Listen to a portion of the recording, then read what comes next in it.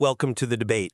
When a massive piece of machinery just grinds to a halt on a factory floor, the diagnostic process is generally, well, it's pretty straightforward, right? And objective. An engineer goes in, looks for the snapped belt, maybe the overheated motor, or like a shattered gear. Right. You locate the external point of failure, you replace the broken part, and boom, the machine resumes its function. Exactly. But when we turn that exact same diagnostic lens onto human careers, like when a brilliant, highly capable, and ambitious professional suddenly just stalls out, or burns out, or crashes entirely, that mechanical diagnostic process completely fails us because the broken gears are, well, they're completely invisible. Yeah, and the diagnostic process becomes infinitely more complicated because, we are dealing with these obscured forces that can dismantle a trajectory over a period of years, honestly, leaving the individual deeply confused about what actually derailed them in the first place. Right, so today, we are exploring the fundamental mechanics of career obstruction and professional stagnation. We're drawing from a pretty comprehensive analysis of psychodynamic research, organizational behavior studies, and sociocultural psychology. It's a dense one today. It really is. And we're asking a critical question. When we fail to reach our full potential, is the primary barrier internal? Meaning, is it rooted in our own psychological self-sabotage? Or is it external, driven by systemic hostility, structural design flaws, and, toxic workplace dynamics? The classic internal versus external battle. Always, and I will be arguing that career obstruction is fundamentally an internal psychodynamic process. It's self-sabotage aimed at maintaining psychological homeostasis.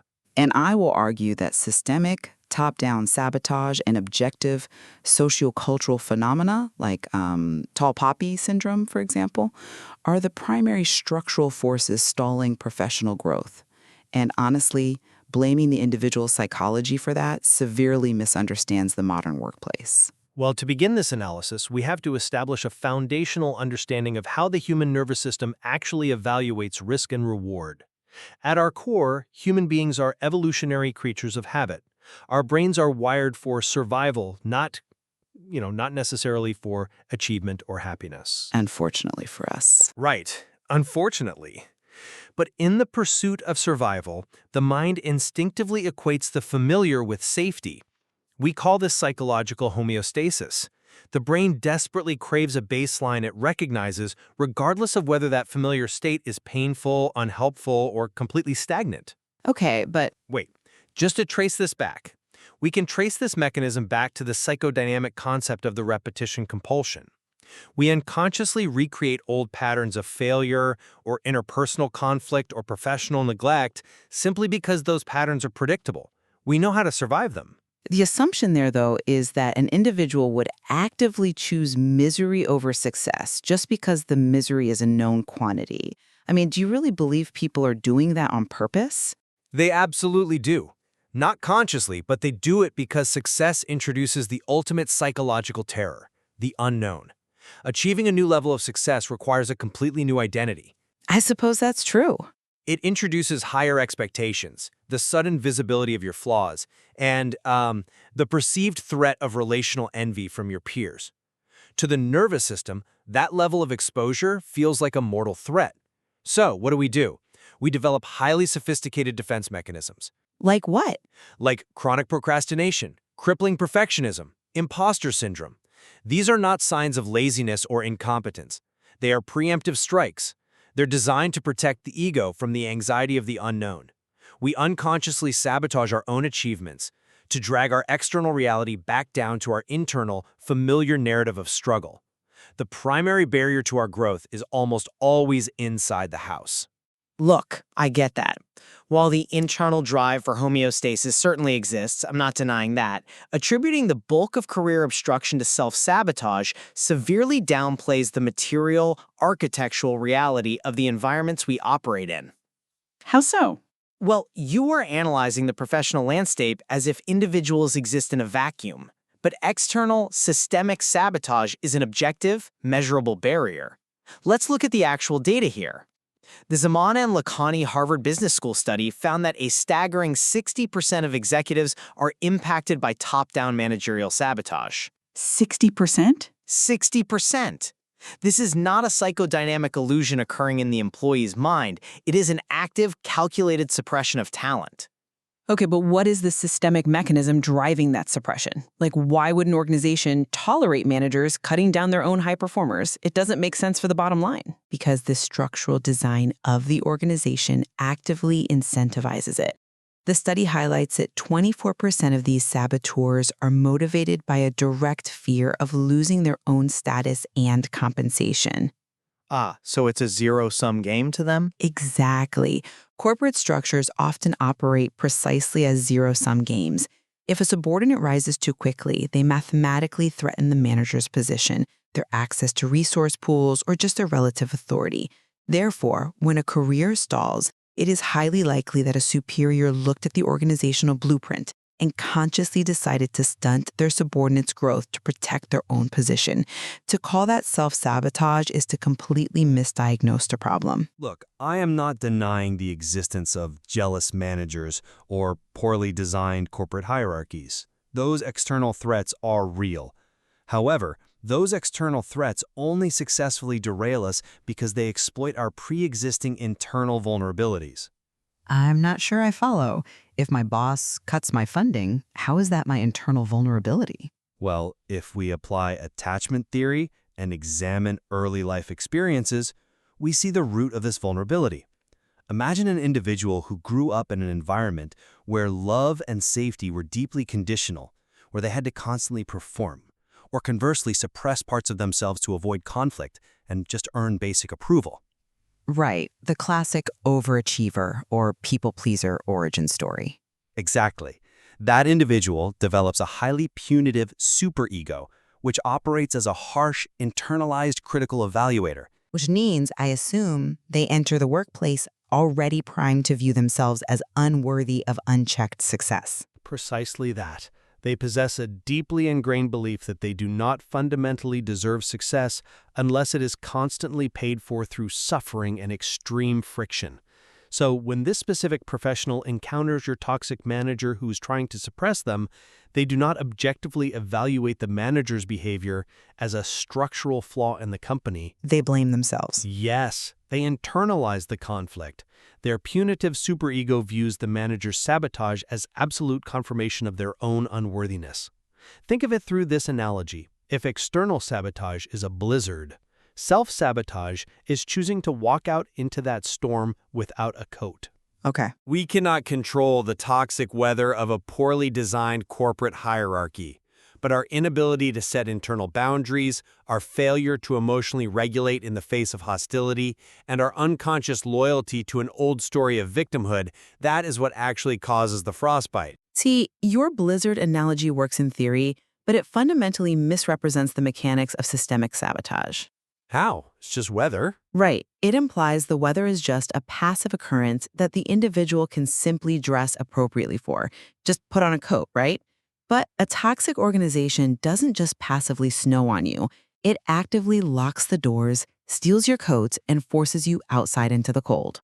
That's a bit dramatic. It's not. Let's go back to the Harvard Business School data. They found that managerial sabotage spikes dramatically, in 47% of cases actually, specifically when organizations utilize subjective relative performance evaluations. Meaning the manager is forced to rank employees on a subjective curve. Yes. And because managers have subjective discretion over how employees are ranked against one another, they weaponize that system to protect their favored hierarchy. They don't just act generally unpleasant like a bad weather day. They deploy highly specific set-up-to-fail strategies. Okay, give me an example of a setup-to-fail strategy. Mechanically, this looks like a manager assigning a project with a mathematically unachievable deadline. Or it looks like deliberately withholding the cross-departmental resources required to complete a task. Or suddenly stopping all constructive feedback so the employee operates entirely in the dark. Wow. So, active starvation of resources. Exactly.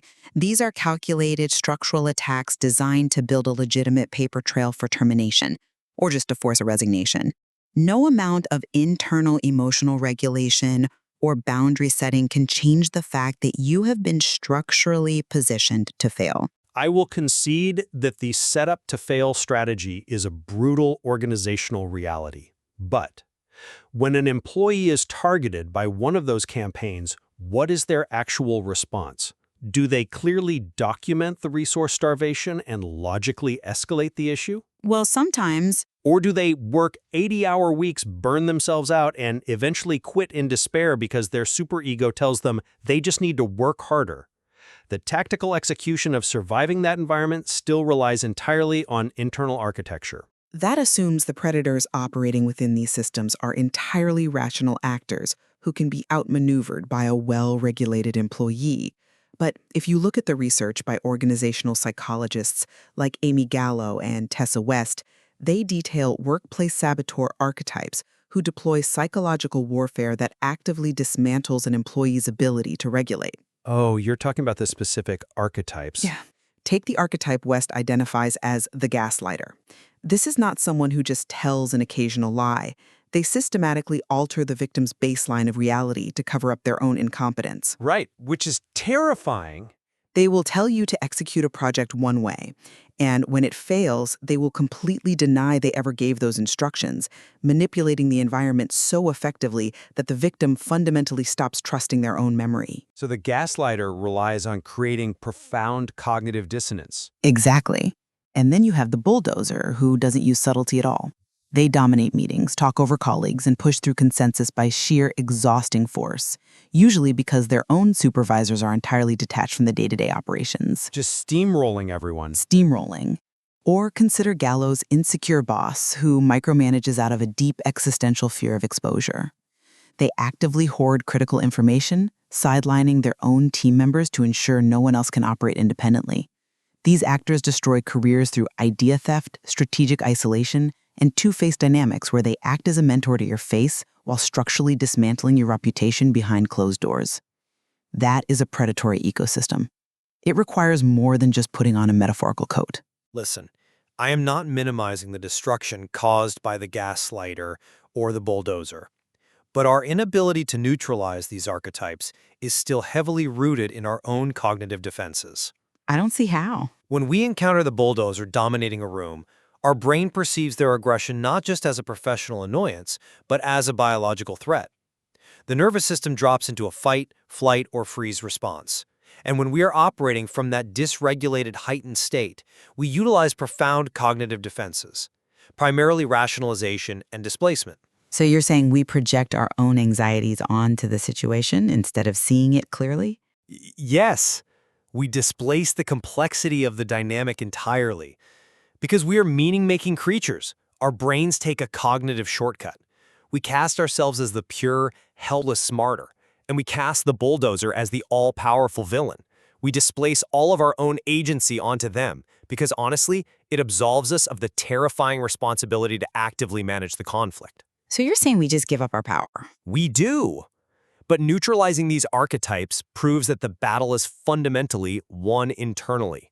You cannot defeat Gallo's pessimist, someone who spreads infectious defeatism, or the tormentor, who demands you suffer exactly as they did, by simply labeling them toxic. You have to utilize profound cognitive restructuring. Okay, but what does that restructuring look like in a practical, daily application against, say, the tormentor? Cognitive restructuring requires actively decoupling your self-worth from their behavior. You have to intellectually reframe the tormentor's cruelty as a reflection of their own trauma rather than a valid assessment of your value. If you react purely from your own unhealed triggers, you will engage in a deeply personal power struggle that you will inevitably lose because they have more institutional power. Fair point. Your ability to deploy tactical countermeasures, like setting emotional boundaries or navigating around their information hoarding, requires a deeply grounded, internally regulated ego. The external archetype is the obstacle, absolutely, but your internal regulation is the only vehicle that can navigate it. All right. Let's expand the scope a bit here, because we are still talking about one-on-one dynamics. We've explored surviving individual predators, but what happens when the sabotage isn't a single bad boss, but the entire culture of your peer group? You mean collective sabotage? Yeah. This brings us to the socio-cultural dynamics of the crab bucket mentality and tall poppy syndrome. When someone excels significantly past the median of their peer group, They threaten the psychological equilibrium of the entire collective. Oh, right. Because their achievement forces their peers to confront their own lack of progression. Exactly. And the collective sociocultural response is to aggressively pull that person back down to the baseline. In the metaphorical crab bucket, if one crab gains enough leverage to escape the rim, the other crabs will literally grab its legs and drag it back into the mass. Oh, it's a brutal image. It is, and in the professional world, this manifests as forced isolation for the high achiever. Sociologists refer to this as success island. As you achieve more, your island shrinks. You are forced into isolation to avoid the relentless psychological warfare of your threatened peers. Psychological warfare like, We're talking about systematic mocking of your goals, the deliberate withholding of basic professional courtesy, and passive-aggressive warnings to, remember where you came from. This isolation is not an internal psychodynamic choice. It is a structural penalty forced upon the high achiever by an external collective desperate to maintain their own homeostasis. look, the crab bucket is a powerful sociocultural phenomenon. I'll give you that. But your framing assumes the high achiever remains a passive victim simply enduring the isolation of Success Island.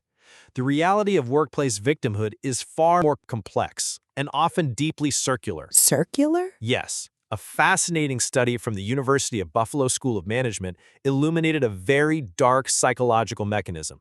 Victims of workplace undermining and collective sabotage very often transition into becoming victimizers themselves. Wait, really? They adopt the hostility of the environment as a survival mechanism. Exactly. They mimic the aggressor as a subconscious way to reclaim agency and control. If they cannot escape the crabs, they rationalize becoming the most aggressive crab in the bucket. That's disturbing. It is. But even more devastating than that behavioral shift is the true internal damage caused by these collective environments. The destruction doesn't actually come from the gossip or the mocking. It comes from what we call the somatosic loop. The somatosic loop? That's the physiological breakdown that occurs when psychological stress manifests in the body, right? Yes. When an ambitious professional is met with collective resentment, a massive internal conflict erupts. Their biological drive for social belonging and their desire to be liked violently clashes with their professional ambition. To survive the social rejection, they begin chronic people-pleasing. So they shrink themselves. Right. They intentionally downplay their victories, they hide their specific talents, and they shrink their own goals to appease the collective. This chronic suppression causes severe hormonal and physiological disruptions. Their nervous system becomes locked in a continuous state of hypervigilance and vulnerability. The ultimate tragedy of the crab bucket isn't that the collective dragged the individual down. It is the internal biological and psychological collapse that occurs when the individual voluntarily surrenders their ambition on the altar of social acceptance. The external collective applies the pressure, but the individual's self-sabotage is what finalizes the career obstruction. I have to stop you there, because we must be incredibly careful with this line of reasoning. It skirts dangerously close to victim blaming. I'm not blaming. Let me finish. When an individual is subjected to a coordinated systemic set-up-to-fail campaign by a superior, or when they are systematically ostracized by an entire department suffering from tall poppy syndrome, the physiological breakdown you are describing, the somatopsychic loop, is a natural, unavoidable biological response to sustained abuse. But To argue that the ultimate tragedy is their internal surrender ignores the fundamental reality that their environment was actively, architecturally designed to break them. Look, analyzing the internal mechanism of surrender is not about assigning moral blame to the victim. It is entirely about locating the locus of control. If our overarching diagnostic narrative tells professionals that their career stagnation is purely the result of insurmountable systemic forces and toxic corporate weather, we strip them of all their psychological agency. We tell them they're helpless. And conversely, if we tell them their career obstruction is fundamentally an internal psychodynamic failure, we gaslight them into believing that objective, structural workplace hostility is just a manifestation of their own childhood trauma. We cannot therapy our way out of bad organizational design. But we can build resilience. Sure, But when 24% of managers are actively stalling careers to protect their own financial compensation, the solution cannot just be journaling and internal cognitive restructuring.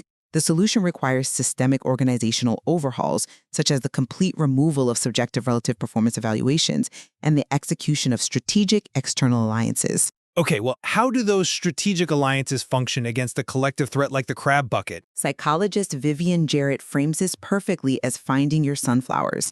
If you're a tall poppy being systematically cut down, or a crab being dragged back into the bucket, you cannot meditate your way out of the hostile environment. You have to build a bridge to a completely different ecosystem. You have to leave. Exactly. You must actively relocate your social and professional circles, seeking out networks of high performers who thrive on mutual growth rather than mutual suppression. You deploy external, tactical maneuvers. You meticulously document every interaction with the gaslighter to build a counter-narrative. You implement strict fairness checks for colleagues who withhold resources, and you leverage procedural meeting structures to silence the bulldozer. These are objective external maneuvers required to neutralize objective external threats. You know, I think we are actually arriving at a profound point of convergence here. Oh, really? Yes, because in order to execute those exact tactical maneuvers, to possess the courage to leave the familiar misery of the crab bucket and seek out the sunflowers, or to maintain the rigid discipline required to document a gaslighter's lies for 6 months without losing your grip on reality, you must first possess a rock-solid foundation of internal safety and self-trust. Well, yes. The external sabotage operates as the initial catalyst, but the internal architecture determines the outcome. Exactly. The systemic hostility is the trigger that activates the potential for internal self-sabotage. If a toxic boss assigns you an impossible deadline using a setup-to-fail strategy, that is an objective external obstruction. But if your internal response, driven by a harsh superego that demands you suffer for approval, is to work yourself into clinical burnout trying to achieve the mathematically impossible, rather than calmly pushing back and documenting the absurdity of the request, you have entered the somatopsychic loop. You become complicit in your own breakdown. Right. The external friction activated your internal drive for homeostasis. Without internal safety, clear boundaries, and a grounded ego, any external friction will trigger a self-destructive retreat to the familiar pattern of failure. I agree that fighting a corrupt system requires an incredibly stable ego. But concurrently, while that internal resilience is foundational, we must maintain that objective, status-driven sabotage remains a distinct and highly destructive force. Even the most emotionally intelligent, perfectly regulated professional will find their trajectory violently obstructed if they are trapped in a blueprint that subjectively rewards their superiors for starving them of resources. That's a fair point. Evaluating career hurdles through both lenses simultaneously, the psychodynamic mechanisms of the individual and the structural design of the organization, provides us with a truly comprehensive diagnostic tool. It really does. It allows us to identify both the broken gears operating in the external machinery and the invisible defensive coding running inside the operator's mind. And there's a vast amount of material left to explore in the source research, specifically regarding the precise tactical counters and therapeutic interventions designed to break these destructive cycles. But I think this analysis leaves us with a vital diagnostic question to carry forward. Definitely. When you feel your own professional momentum stalling, which axis of obstruction requires your most immediate, ruthless attention? Are you fighting a legitimately toxic, poorly designed environment that requires a tactical exit? Or are you fighting your own unconscious loyalty to an old story of limitation? Or, to return to our earlier mechanism, when you find yourself freezing in the dark, are you truly trapped in an unavoidable systemic blizzard?